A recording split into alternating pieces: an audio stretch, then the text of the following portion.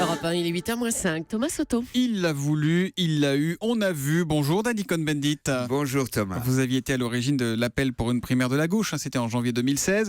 Ce matin, vous vous dites quoi? C'est un succès d'estime? C'était une fausse bonne idée? C'est le démon de la division qui va exploser au grand jour à gauche?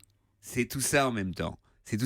Bon, clarifions. D'abord, nous voulions une primaire de toute la gauche, du centre-gauche à gauche-gauche, pour que cette primaire désigne le candidat capable de gagner les élections présidentielles.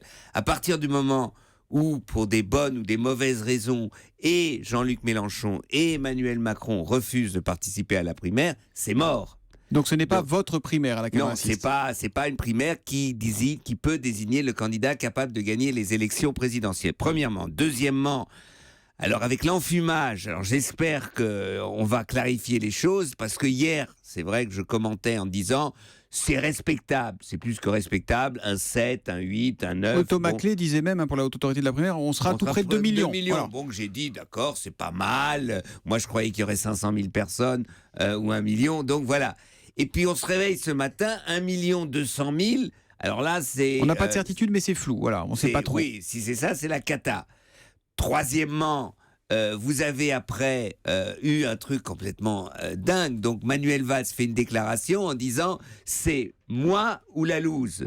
Donc, après, vous allez me dire comment ils vont se rassembler, ces deux. Parce que Manuel Valls, s'il perd, il va faire la campagne de Hamon au présidentiel. Bon, faut pas y croire. Mais la réponse de Hamon était aussi catastrophique. C'est que Hamon répond à Valls en disant « mais regardez, il y a bien des candidats qui peuvent gagner ». Il cite Sanders et il cite Cobain. Les losers. Les deux qui ont perdu. Les losers, c'est la vieille... Alors il dit il faut renouveler la pensée social-démocrate. Et il cite ceux qui sont la vieille pensée social-démocrate. Donc je dis que le PS est mal barré en ce moment. On avait un petit peu l'impression d'assister à des discours avant un congrès du PS qui devrait choisir une ligne. C'est pas en train de devenir une machine à perdre les primaires? Parce que regardez, François Fillon a du mal à rassembler. À gauche, on voit que c'est pas facile. Finalement, ça n'a pas l'air d'être la rampe de lancement prévue.